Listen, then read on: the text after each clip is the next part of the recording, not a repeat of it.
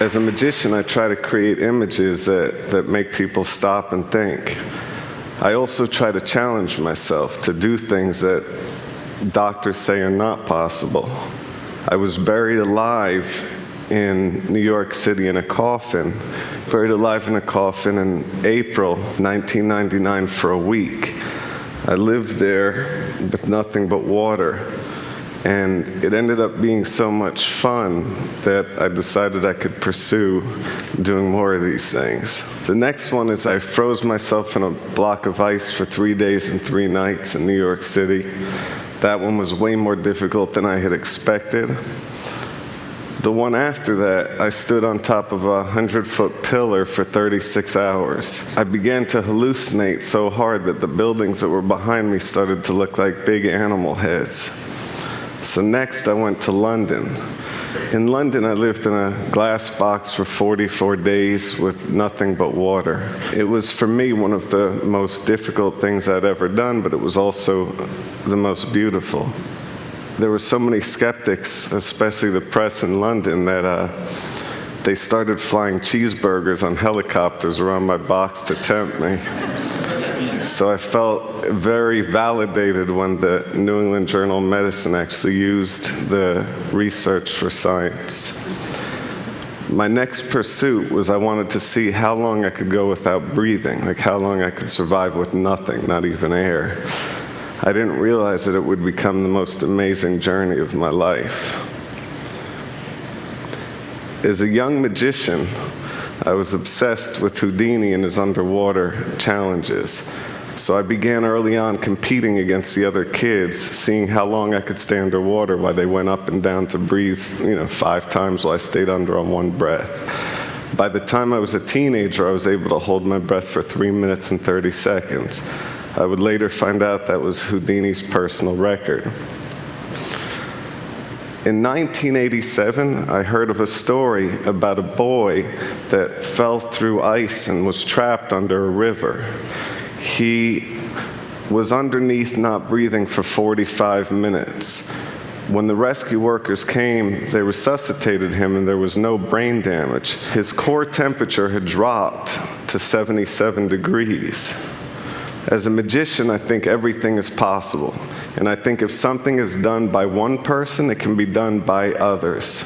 I started to think if the boy could survive without breathing for that long, there must be a way that I could do it. So I met with a top neurosurgeon, and I asked him, how long is it possible to go without breathing? Like, how long could I go without air? And he said to me that anything over 6 minutes, you have a serious risk of hypoxic brain damage. So I took that as a challenge, basically.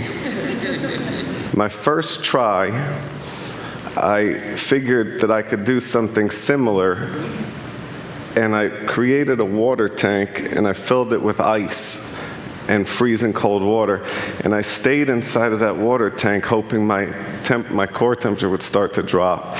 And I was shivering, and my first attempt to hold my breath, I couldn't even last a minute. So I realized that was completely not going to work. So I went to talk to a doctor friend, and I asked him, how could I do that? I want to hold my breath for a really long time. How could it be done? And he said, David, you're a magician. Create the illusion of not breathing. It'll be much easier. So he came up with this idea of creating a rebreather with a CO2 scrubber, which was basically a tube from Home Depot with balloons duct taped to it that he thought we could put inside of me, and somehow would be able to circulate the air and rebreathe with this thing in me. This is a little hard to watch, but this is that attempt.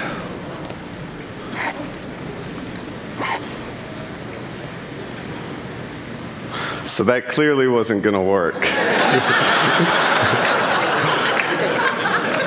Then I actually started thinking about liquid breathing. There's a chemical that's called perfluorine, and it's so high in oxygen levels that in theory you could breathe it.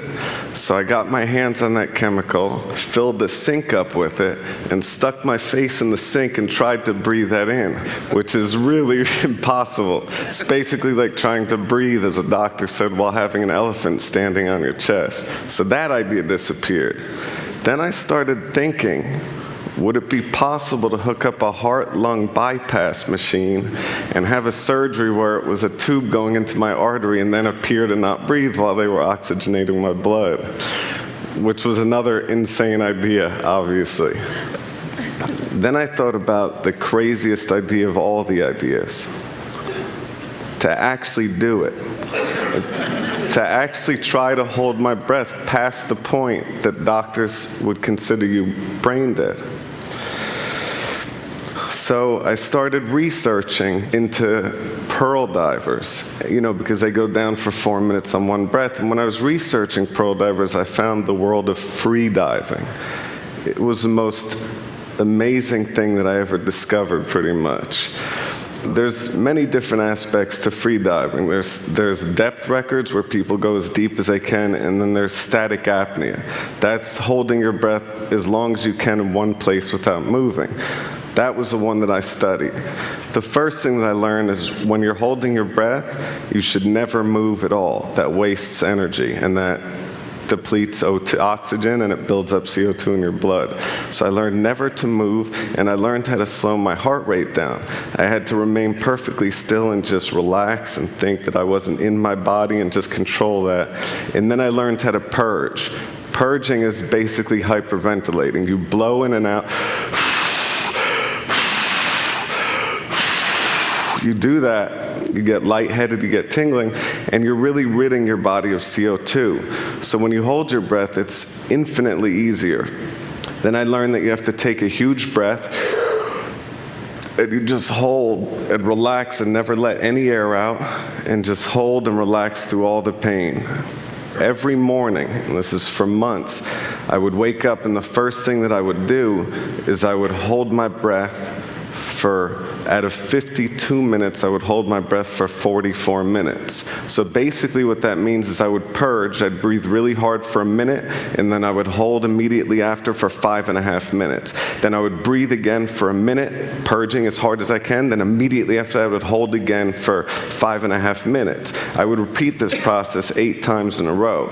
Out of 52 minutes, you're only breathing for 8 minutes. At the end of that, you're completely fried. Your brain, you feel like you're walking around in a daze and you have these awful headaches. Basically, I'm not the best person to talk to when I'm doing that stuff. I started learning about the world record holder. His name is Tom Zetas, and this guy is perfectly built for holding his breath. He's 6'4", he's 160 pounds, and his total lung capacity is twice the size of an average person. I'm 6'1" and fat. We'll say big boned. I had to drop 50 pounds in 3 months. So everything that I put into my body I considered as medicine. Every bit of food was exactly what it was for its nutritional value. I ate really small, controlled portions throughout the day, and I started to really adapt my body.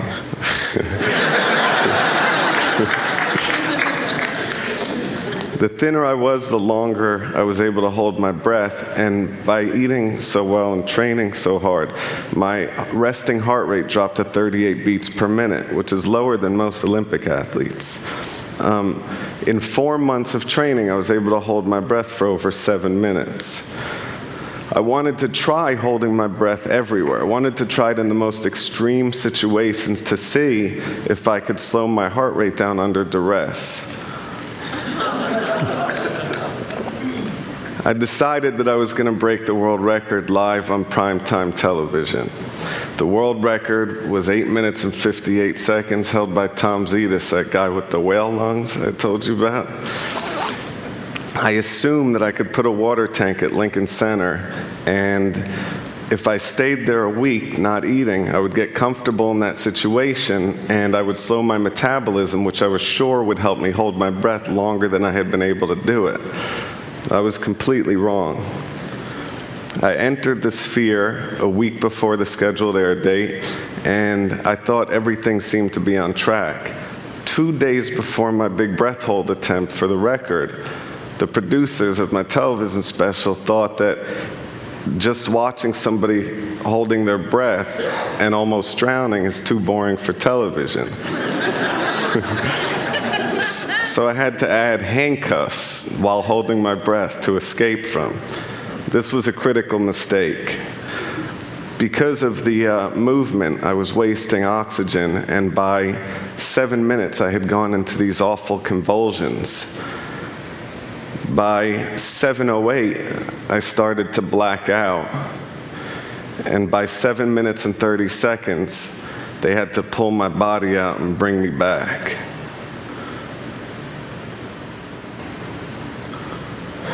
I had failed on every level. So naturally, the only way out of the slump that I could think of was I decided to call Oprah. I told her that I wanted to up the ante and hold my breath longer than any human being ever had.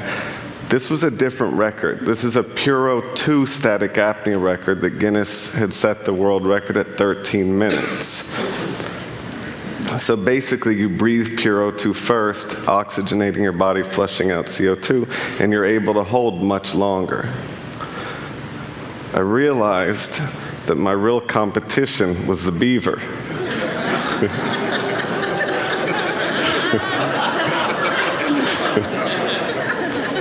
In January of '08, Oprah gave me 4 months to prepare and train. So I would sleep in a hypoxic tent every night. A hypoxic tent is a tent that simulates altitude at 15,000 feet, so it's like base camp Everest. What that does is you start building up the red blood cell count in your body, which helps you carry oxygen better. Every morning again, after getting out of that tent, your brain is completely wiped out. My first attempt on Puro 2, I was able to go up to 15 minutes. So it was a pretty big success. The neurosurgeon pulled me out of the water because in his mind at 15 minutes, your brain is done. You're brain dead. So he pulled me up and I was fine. There was one person there that was definitely not impressed. It was my ex-girlfriend. While I was breaking the record underwater for the first time, she was sifting through my BlackBerry, checking all my messages. My brother had a picture of it. So I then announced that I was going to go for Cetus's record publicly, and what he did in response is he went on Regis and Kelly and broke his old record. Then his main competitor went out and broke his record. So he suddenly pushed the record up to 16 minutes and 32 seconds, which was 3 minutes longer than I had prepared. You know, it was longer than the record. Now, I wanted to get the Science Times to document this. I wanted to get them to do a piece on it. So I did what any person seriously pursuing scientific advancement would do. I walked into the New York Times offices and did card tricks to everybody. So I don't know if it was the magic or the lore of the Cayman Islands, but John Tierney flew down and did a piece on the seriousness of breath holding. While he was there, I tried to impress him, of course, and I did a dive down to 160 feet, which is like, you know, basically the height of a 16-story building. And as I was coming up, I blacked out underwater, which is really dangerous. That's how you drown. Luckily, Kirk had seen me, and he swam over and pulled me up. So I started full focus. I completely trained to get my breath hold time up for what I needed to do. But there was no way to prepare for the live television aspect of it being on Oprah. But in practice, I would do it face down, floating on the pool. But for TV, they wanted me to be upright so they could see my face, basically. The other problem was the suit was so buoyant that they had to strap my feet in to keep me from floating up. So I had to use my legs to hold my feet into the straps that were loose, which is a real problem for me. That made me extremely nervous, raising the heart rate. Then what they also did was, which we never did before, is there was a heart rate monitor, and it was right next to the sphere. So every time my heart would beat, I'd hear the beep, beep, beep, beep, the ticking really loud, which is making me more nervous, and there's no way to slow my heart rate down. So normally, I would start at 38 beats per minute, and while holding my breath, it would drop to 12 beats per minute, which is pretty unusual.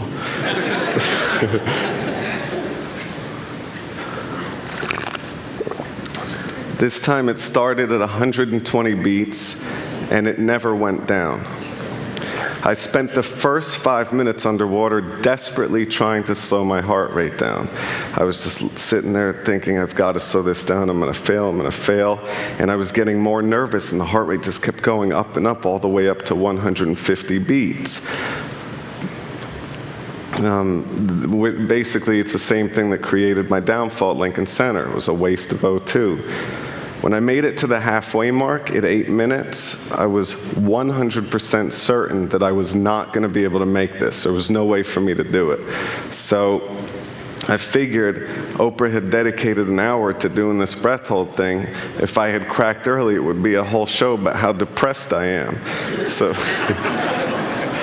I figured I'm better off just fighting and staying there until I black out, at least, and they can pull me out and take care of me and all that.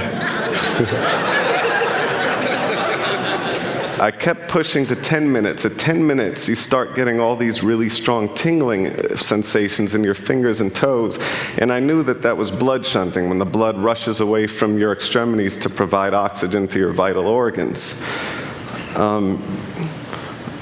At 11 minutes, I started feeling throbbing sensations in my legs, and my lips started to feel really strange. At minute 12, I started to have ringing in my ears, and I started to feel my arm going numb. And I'm a hypochondriac, and I remember arm numb means heart attack, so I started to really get really paranoid. Then at 13 minutes, maybe because of the hypochondria, I started feeling pains all over my chest. It was awful. At 14 minutes, I had these awful contractions, like this urge to breathe.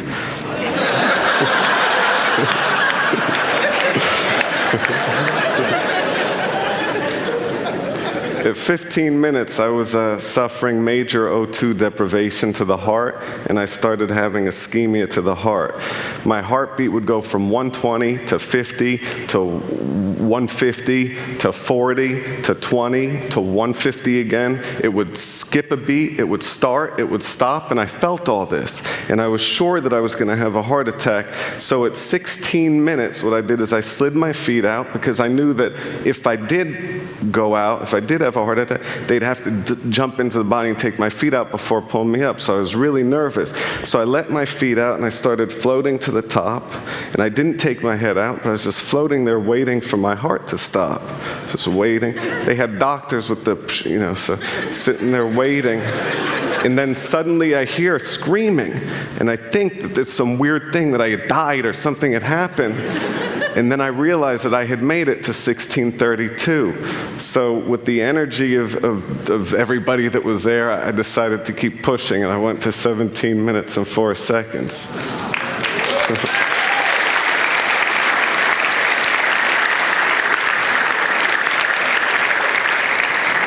As though that wasn't enough, what I did immediately after is I went to Quest Labs and had them take every blood sample that they could to test for everything and to see where my levels were so the doctors could use it once again. I also didn't want anybody to question it. I had the world record, and I wanted to make sure it was legitimate.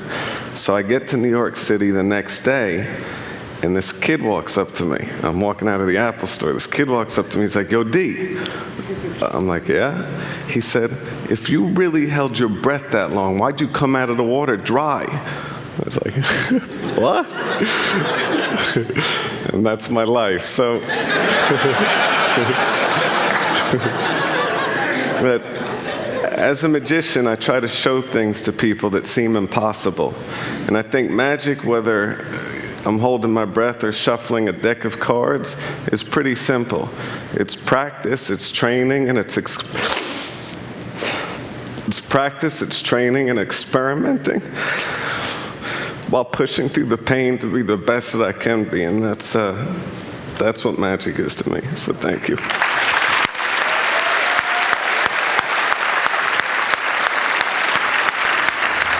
Good.